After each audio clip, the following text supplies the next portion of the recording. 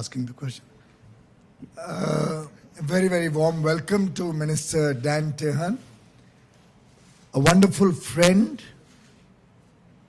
And as the young boys and girls these days say, they call somebody an internet friend or a social media friend. For me, Minister Tehan was a VC friend. We came to know each other on video conferencing, several of which have been held over the last few months.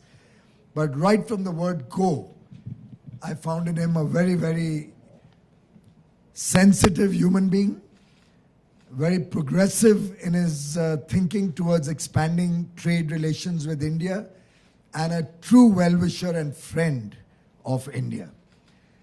A warm welcome to him and his entire delegation to India. We have built upon the wonderful relations that our two countries share.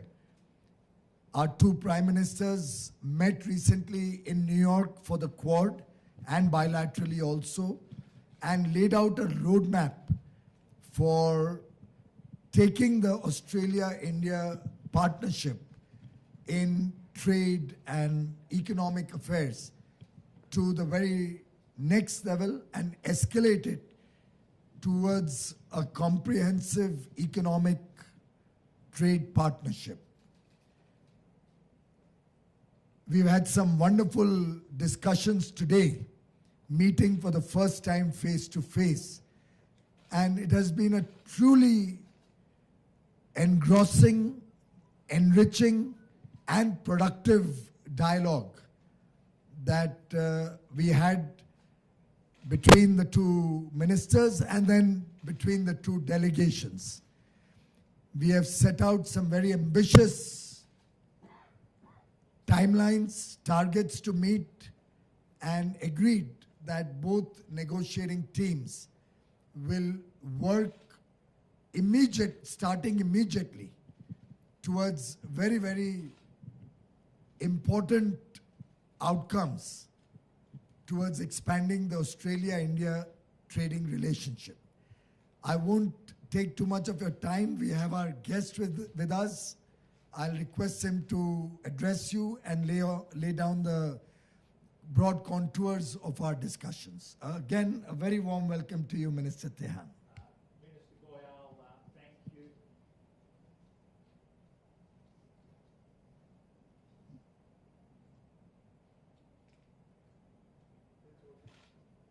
Minister Goyal, thank you very much. And can I thank you for your warm hospitality.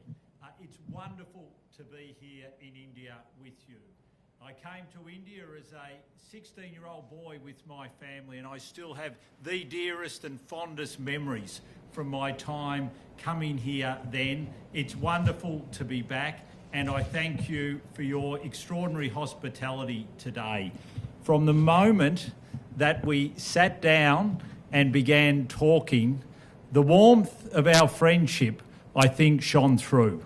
We've been able to develop that warmth virtually, but once you meet in person, you really begin to understand where each other is coming from. Your warmth, your energy, and your aspiration for the Indian-Australian economic partnership knows no bounds. And I must say, for me, it is exactly the same. That's why I am so thrilled with what we have agreed. And what we have agreed today is to make sure that we will conclude a free trade agreement between Australia and India by the end of 2022. Now, this free trade agreement will include an interim agreement which we will seek to finalise by Christmas. It will be consistent with Article 24 of the WTO. And it will cover goods, services, investment. We will begin discussing government procurement, energy and resources, logistics and transport, standards, rules of origin. And we have agreed to exchange offers by the end of October. Now, this is extraordinarily ambitious. It's going to require a lot of work from both sides. And one of the important things that we've also agreed is that there will be dedicated negotiating teams set up by both sides to make sure that we can meet the commitments that we've agreed upon today. We did this over a wonderful Indian lunch. We broke bread, or we broke naan, as you would say here in India.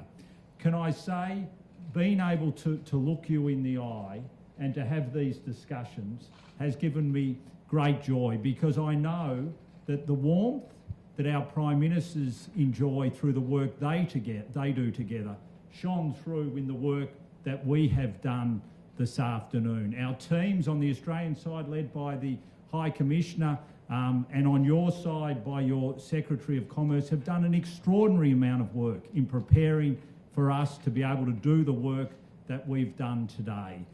But I must say, it's only when you can sit down and you know that the person you're working with has the energy, enthusiasm and the passion to deliver outcomes that you know that you're going to get an agreement like we have this afternoon.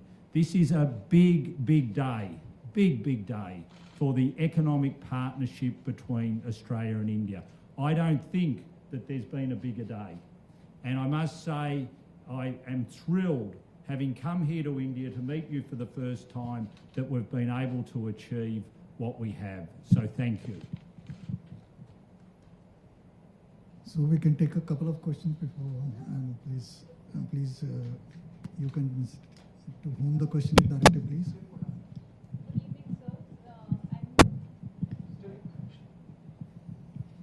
Good evening, sir. I am Meghna Mittal from Newsrise. I wanted to know that for this interim agreement that we are aiming to sign by Christmas, what are the kind of goods that we are looking at, both from the Indian and the Australian side? Well, the interim agreement is basically an option that has been given under the GATS framework, where once the intention for a full-fledged FTA or a comprehensive economic partnership is declared and announced and agreed upon formally, they do allow an interim agreement to cover areas of immediate interest. You could call them the low-hanging fruits, where both sides have a very positive interest in expanding trade between the two sides, which could be kick-started or which could be implemented in the interim, while the contours of the final agreement may take a little longer period of time. It also has a great demonstration effect, because businesses and the people of both sides start reaping the benefits of the agreement, and has a great demonstration effect on others to look at being more forthcoming and expanding the contours of the trade agreement. In terms of what are the goods, each side will be giving offers, as the Honourable Minister said, by the end of October, on areas of specific interest to both sides, and then taking the discussion forward.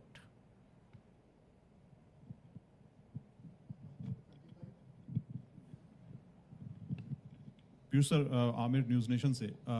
Sir, किस तरह के agreements हुए और 25 जो Christmas के ewe के करीब कौन-कौन से रिलेशनशिप होगा और किस तरह के एग्रीमेंट्स होंगे, थोड़ा सा इसके बारे में डिटेल बता दीजिए। और ऑस्ट्रेलिया के साथ फ्री ट्रेड एग्रीमेंट्स को लेकर के क्या हो रहा है? भारत और ऑस्ट्रेलिया के बीच जो गठबंधन है, जिस प्रकार के संबंध हैं, वो ऐतिहासिक भी हैं और बड़े अमूल्य भी हैं। प्रधानमंत्री नरेंद्र मोदी जी और ऑस्ट्रेलिया के प्रधानमंत्री श्री स्कॉट मॉरिसन जी के बीच में न्यूयॉर्क में आपसी बातचीत भी हुई। क्वाड के संबंध में भी चारों देशों के बीच बहुत अच्छी चर्चाएं हुई हैं, जिसके बारे में जानकारियां आप सबके पास है। उसमें ये भी तय किया गया कि अर्थव्यवस्था और आर्थिक क्षेत्र में भी दोनों देशों में बहुत कॉम्प्लीमेंटैरिटीज है। दोनों देश एक दूसरे के साथ स्पर्धा में नहीं है, लेकिन दोनों देश एक प्रकार से मिलके मित्रता के साथ काम करें तो हमारे पास कुछ बहुत अच्छी चीज़ें हैं जो ऑस्ट्रेलिया को लाभ दे सकती हैं, और ऑस्ट्रेलिया के पास कुछ अच्छी चीज़ें हैं जो भारत को लाभ दे सकती हैं। इसमें गुड्स भी हैं, इसमें सर्विसेज भी है, इन्वेस्टमेंट की भी बड़ी संभावना है कि निवेश शायद ऑस्ट्रेलिया से भारत में और भारत से ऑस्ट्रेलिया में। और अच्छी बात यह है कि दोनों देश के लोगों के बीच इतनी अच्छी मित्रता है। अब इसको आर्थिक क्षेत्र में भी कैसे क्रियान्वयन किया जाए, उस पे हमने हमारे दोनों नेताओं के बीच जो अच्छे संबंध बने हैं उसको आगे लेके जाने के लिए आज चर्चाएं की। ऐसा तय हुआ है कि एक पूरा बहुआयामी चारों सभी दिशाओं में देखने वाला चिंता करने वाला एक एग्रीमेंट किया जाए, कॉम्प्रिहेंसिव एग्रीमेंट किया जाए और उसके अंतर्गत ही जो चीज़ें जल्द से जल्द लागू की जा सके उसको एक इंटरिम एग्रीमेंट की तरह दिसंबर तक फाइनलाइज किया जाए, जिससे दोनों देश के उद्योग व्यापार जगत को भी तुरंत फायदा हो सके, हमारे कृषि क्षेत्र को फायदा हो सके और एक प्रकार से एक बैलेंस्ड एग्रीमेंट जो दोनों देशों को सामान्य रूप से लाभ देता है, उसके प्रति हम दोनों ने अपनी कटिबद्धता प्रकट की है।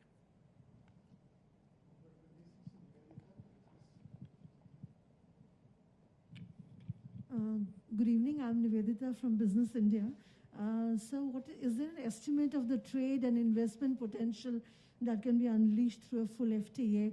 And are there specific sectors which will benefit from this agreement?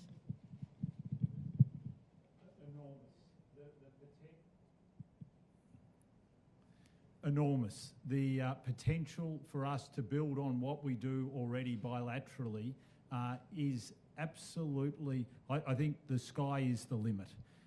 If you look at our trade at the moment, it does not reflect the true extent of the economic partnership. It's roughly around $26 billion. I think if we can reach a full-bodied free trade agreement by the end of 2022, then you would see over the years to come that trading relationship double. And it will double in all areas because the complementarity between our economies is so great. Whether it be, I'll give you an example, Australian wool, merino wool can go into the best textiles in India, and then those textiles can be exported to the rest of the world. So you would have Indian ingenuity, you would have the best fibre in the world when it comes to fine merino wool coming from Australia, producing the best textiles that would be sold globally. That just gives you one example of the potential of this economic relationship. So if we can get the agreement that both of us are seeking, then I have no doubt that this will boost the economic partnership in ways that we can only imagine. If I may just add, India has a lot of products which are of particular interest also to Australia. Similar to merino wool, we would have pashmina shawls or pashmina from Jammu Kashmir, which would be of tremendous attraction to the Australian people, particularly considering the cold weather that is there for many parts of the month. So like that, there's a lot of complementarity that we have discussed and where we see huge potential. Thank you.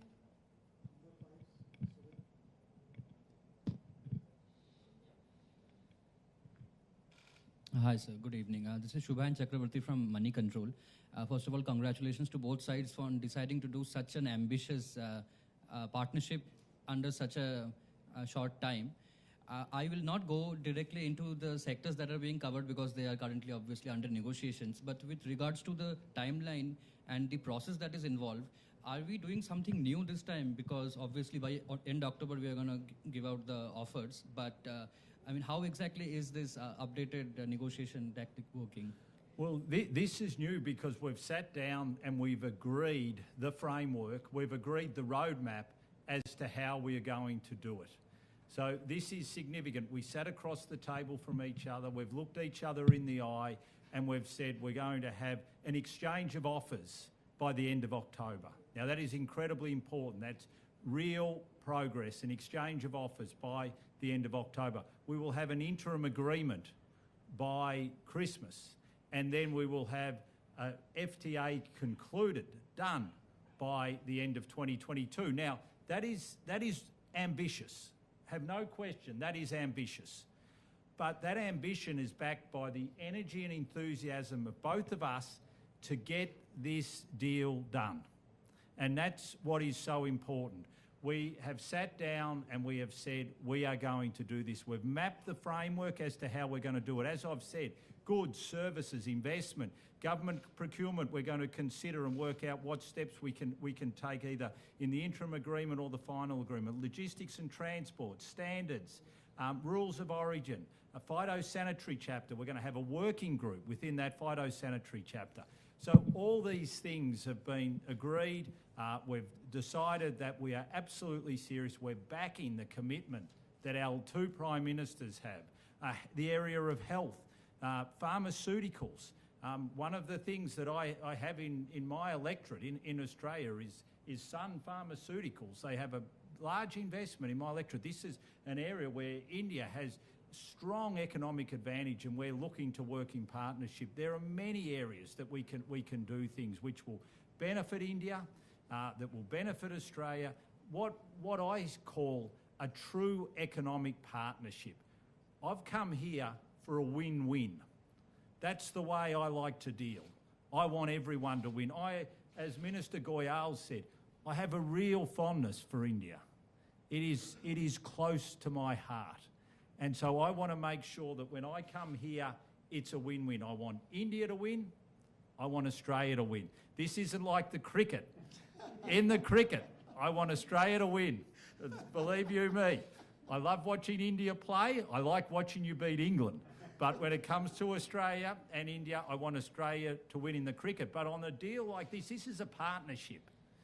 This is about win-win.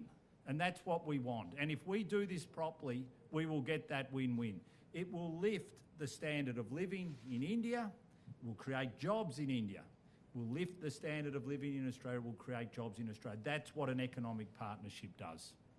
Since you have raised cricket, Minister Tehan, may I just correct the perspective? I think usually in the past, it used to be about test matches. And there you could worry about whether India wins or Australia wins. Though of late, I think India has beaten Australia more times than the other way around. But this is about like a T20 match. And which is why such aggressive timelines. We are not looking at a 5-day match, you're looking at a 20-over match in a defined timeline.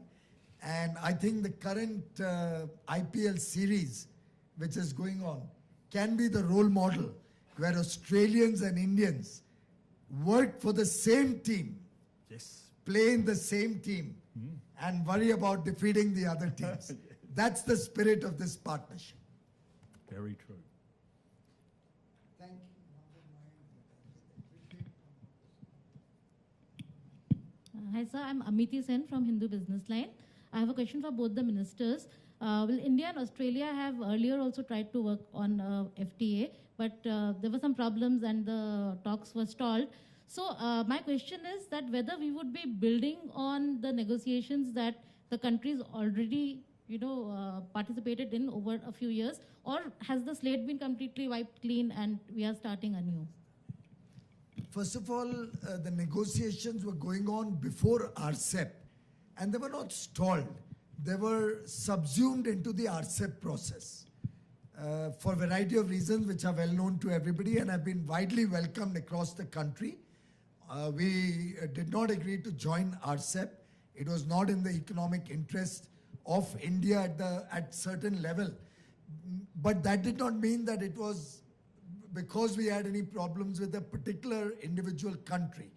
And even during our discussions in RCEP, Australia and India had absolutely no outstanding issues. We were able to sort out everything.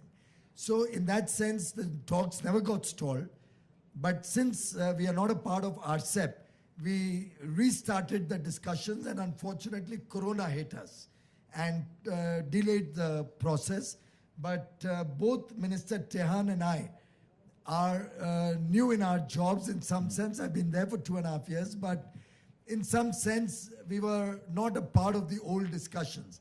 So we bring fresh thinking, fresh energy to the partnership and the discussions. But that does not take away our strong bonds of friendship, which have been there for many years. So I'm using that analogy to say that whatever has been discussed in the past will obviously always be there before us and help us speed up the negotiations. But we'll certainly also look at things with a fresh perspective, so that the outcomes can be even more bold and ambitious. That's how I would look at it, as a fine mix of the past, yet a lot of newness to the discussions. Absolutely, I agree entirely with Minister Goyal. Fresh eyes are what we're bringing to our economic partnership. And we want to make sure that those fresh eyes that we bring looks at the opportunities across the board, across the spectrum, because there are so many opportunities. And we want this to be ambitious. We want it to truly reflect the partnership. And so that's why we've committed today to such an ambitious program. What has happened and what has gone before us, that has gone before us. What we're looking to is the future. And the future is what is important. It's what's important for the Indo-Pacific region, where we do the predominance of our trade, where our partnership is so important. The economic partnership is a key component on that we want to build on. But that is why we bring to it new life. We bring to it a new set of eyes. We bring to it a new partnership that we've developed virtually. And I think that with that energy, with that newness, we'll be able to strike out and put together an economic partnership which will set up both countries for the future. Thank you. Thank you. Thank you.